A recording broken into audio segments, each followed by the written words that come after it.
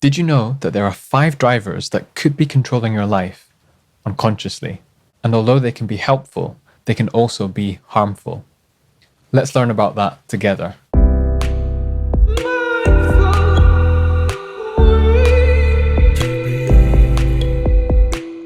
Hello Mindful Explorers, and welcome back to Mindful Way to Be. My name's Chris, a registered therapist. And on this YouTube channel and podcast, I explore topics related to mental health and psychology, ultimately to help you gain more self-awareness. So these drivers come from a theory called Transactional Analysis by Eric Berne. Don't be put off by the complicated name. This is just a psychological theory. Berne talks about how we all have drivers that are developed throughout childhood, and whilst they've helped us to survive, they can become problematic by pushing us in ways that cause anxiety and stress. So let's look at these drivers one by one with their pros and cons and see if you can relate to any of them. Number 1 is be perfect. This is pretty self-explanatory. It's about being a perfectionist. The pros of this is you will have high standards, you pay attention to detail, and you want to get the job done correctly. So you produce reliable and high quality work. But the cons are you may obsess over little details and waste a lot of time. And you get caught up in striving for unrealistic standards. And when you don't meet them, you are highly self-critical. And then you worry about making mistakes, so you may procrastinate because of this fear. A good example may be a student who got 90% on their exam. And although they did well, they obsess over the 10% that they got wrong. So whilst the drive be perfect helped them to succeed, it's causing them a lot of suffering because they think they're not good enough. Number 2 is please others. Now, this is typically your people pleaser. On the positive side, this means you're caring, empathetic, and you like to build strong relationships. On the downside, you may struggle to say no, constantly agreeing to things that you don't have the capacity for, meaning you put others first whilst neglecting your own needs, which can lead to burnout and feelings of low self-worth. Think about a friend, family member, or even yourself who puts everybody first and is consequently taken for granted. They get nothing in return and as a result feel drained, exhausted, and let down. Number 3 is hurry up.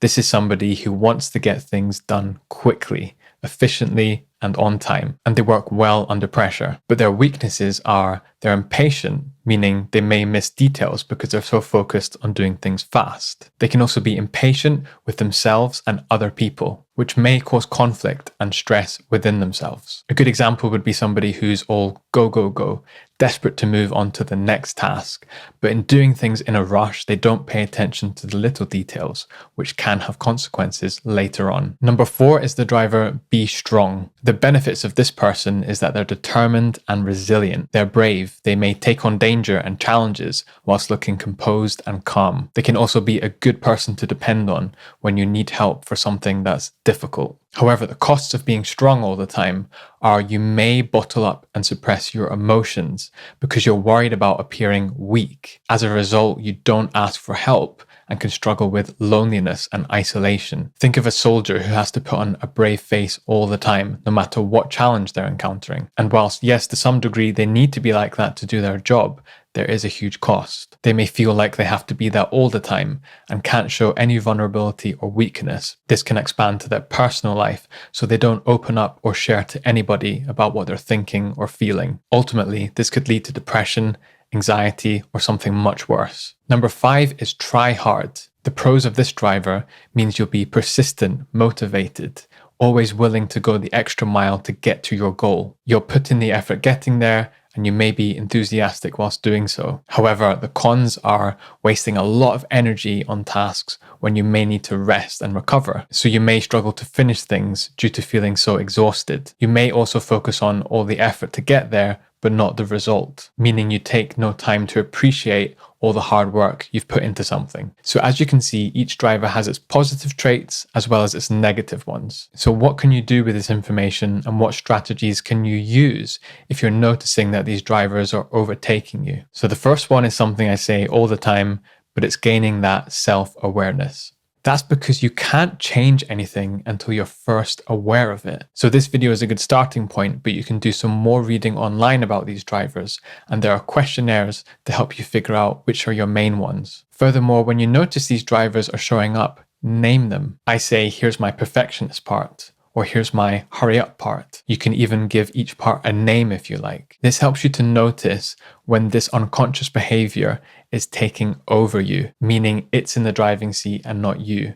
But you can change this once you become aware of it. The second strategy is to find that balance between the positive and the negative traits by saying alternative messages to yourself. So for example, when that be perfect voice takes over, instead you can say, it's okay to make mistakes, or I did my best and that's enough. If you find yourself pleasing others all the time by saying yes to things, you can say, I'm allowed to say no, even if people don't like it. For those with hurry up drivers, you can say, it's okay to take my time and save my energy, helping you to pace yourself and do things properly. For those struggling with the be strong driver, you can say, it's okay to feel these emotions. I'm human. And remember that it actually takes bravery and courage to embrace difficult emotions. And finally, for the try hard driver, you can say, I'm allowed to rest and recharge, remembering it's good to enjoy the fruits of your labor. These alternative messages are just examples I've thought of, but it's much more useful if you come up with your own because they'll resonate with you more. The final strategy is to remember to be kind to yourself.